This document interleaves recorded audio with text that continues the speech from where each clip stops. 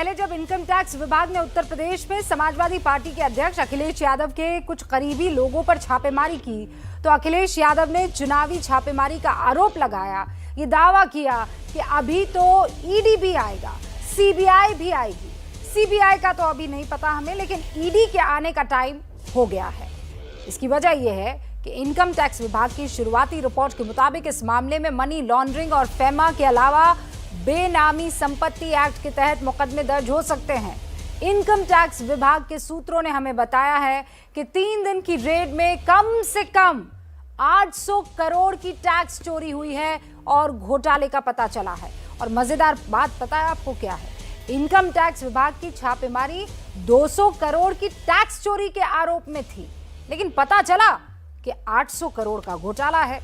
इस मामले में जांच की आंच समाजवादी पार्टी के आला कमान तक यानी अखिलेश यादव तक भी पहुंच सकती है। सूत्र ये बता रहे हैं चुनाव से ठीक पहले क्या इनकम टैक्स की जांच रिपोर्ट समाजवादी पार्टी को नुकसान पहुंचा देगी? सवाल ये भी कि क्या ये रेड चुनावी नहीं है, क्योंकि अगर 800 करोड़ का घोटाला हुआ है तो एक दिन में तो ये नहीं हुआ होगा, फिर चुनाव के वक्त ही रेड क्यों? आज के हुंकार इन्हीं सवालों के इर्द गिर्द, लेकिन आप पहले इस रिपोर्ट को देख लीजिए। मनोज काका, आप ही के नाम के हम नाम जो हैं वो बड़े करीबी अखिलेश यादव के माने जाते थे, उनके ऊपर भी छापे पड़ रहे हैं। इनकम टैक्स के जो अधिकारी हैं वो जो हमारे संपर्क में हैं वो हमें ये बता रहे हैं कि उन्होंने तो मान लिया है कि 68 करोड़ 68 करोड़ के आसपास का कर जो है वो उन्होंने नहीं दिया है, और सबका जोड़ दिया जाए तो करीब 800 करोड़। मनोज काका, 800 करोड़ में काशी विश्वनाथ कॉरिडोर तैयार हुआ है, पुलिस हेडक्वार्टर तैयार हुआ है, और आपको बता दूं गोरखपुर में एम्स की जो लागत है वो 1000 करोड़ की है। 800 करोड़ का। रूबिका, जवाब दूं? जी जी। रूबिका, अभी स्वयंभू सरकारी प्रवक्ता साथी ने कहा कि अखिलेश यादव जी तो कहीं से समाजवादी नहीं लगते हैं। स्वयंभू और ये सरकारी प्रवक्ता को मैं बताना चाहूंगा कि आपको अखिलेश यादव जी इसलिए नहीं समाजवादी लगेगा। आप अपने गेस्ट के ऊपर पर्सनल टिप्पणी, इसलिए आप मैं संभव हूँ नहीं हूँ, आप मेरी बात पर टिप्पणी करिए। इंटरप्शन नहीं किया, नहीं आप रुक जाओ। लेकिन मैंने आप पे कोई पर्सनल कमेंट भी नहीं करा, मैंने आप पे कोई पर्सनल कमेंट भी नहीं करा। शांतनु गुप्ता की बात में समाजवादी लगते हैं। मनोज काका सुनिए ना, शांतनु गुप्ता जो कह रहे हैं मैं इसलिए उनका समर्थन करूंगी कि यहाँ बैठे किसी भी मेहमान को, वो सब आप सब मेरे मेहमान हैं, और अगर कोई पर्सनल अटैक किसी पर करेगा, चाहे वो धर्मवीर जी हो, चाहे वो पंकज जी हो, चाहे आप हो, साइकिल की कीमत जानते हैं, उनके घर की कीमत जानते हैं। आप उस आरोप को गलत साबित कर दीजिए मनोज भाई, उस आरोप को आप गलत साबित कर लीजिए। नरेंद्र मोदी के 8000 करोड़ के चापर की कीमत नहीं जानते हैं? जब पूरा देश में लाशों का अंबार बह रहा था तो प्रधानमंत्री अपने लिए महल बनवा रहे थे, उसकी कीमत ये नहीं जानते हैं? जो प्रधानमंत्री ये कहते हैं कि हम फकीर हैं, वो एक साल में रिपोर्ट है 6000 करोड़ रुपए अपने प्रचार पर खर्च करते हैं, उसकी कीमत ये नहीं जानते हैं।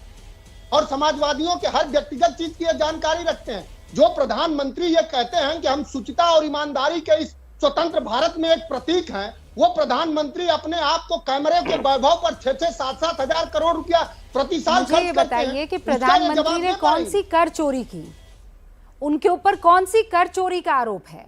आप मुझे ये बताइए, मैं अभी डिबेट करती हूँ और मैं ये खत्म कर दूंगी।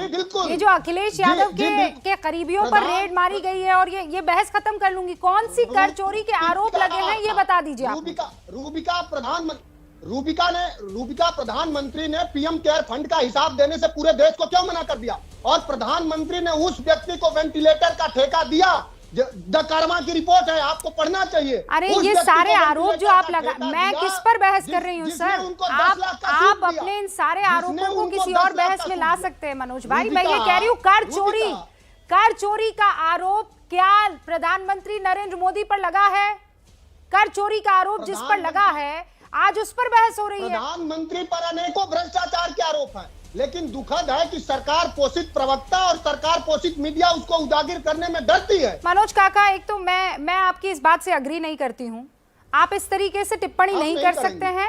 अगर आप अपने आरोपों को सही साबित कर सकते हैं तो आपका वेलकम है, लेकिन आप यहाँ राहुल गांधी बनने की कोशिश करेंगे तो मैं इस चीज को अलाउ नहीं करूंगी सर। मैं आपको पूरा मौका दे रही हूँ, आप मुझे साबित कीजिए ना कि कर चोरी का आरोप लगा है फला आदमी पर, मैं बहस करूंगी। आप ये क्यों कहने लगते हैं सवाल अरे ये पूछे देश- तो आप ये सरकारी हो देश गए, जानना सवाल चाहता पूछे है तो आप इन कि लोगों के हो गए। गलत बात है ना सर। रूबिका ये देश जानना चाहता है कि जिस दौर में पूरे देश की अर्थव्यवस्था गिर रही थी, उस दौर में तड़ीपार के सुपुत्र की संपत्ति जैसा कि 16,000 गुना कैसे बढ़ गई। ईडी और इनकम टैक्स पहले उनके यहाँ क्यों नहीं गया?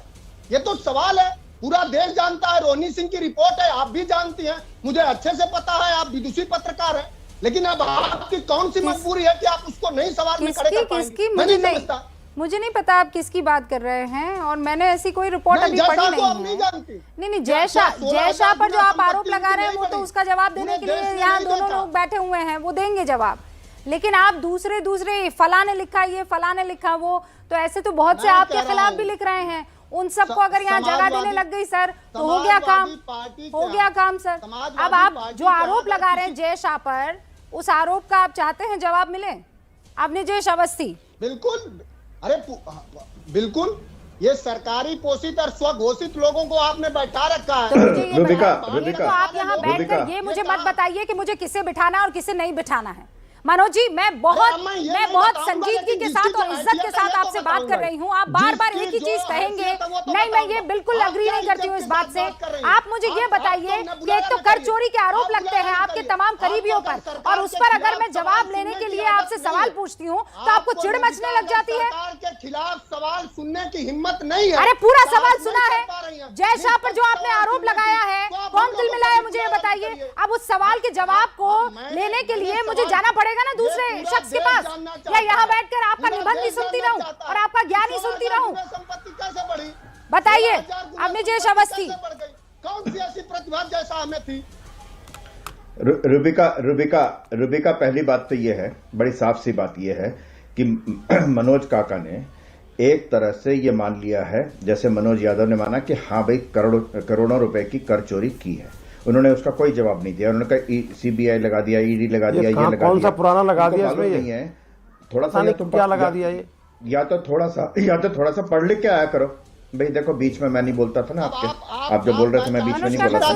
ये जो प्रधानमंत्री का चौपर है, सुन लीजिए ना, और पंकज जी भी दोनों मेहमान अभी तक ओपनिंग रिमार्क नहीं दे पाए। मनोज काका रुक जाइए, इतनी तिलमिलाहट ठीक नहीं है।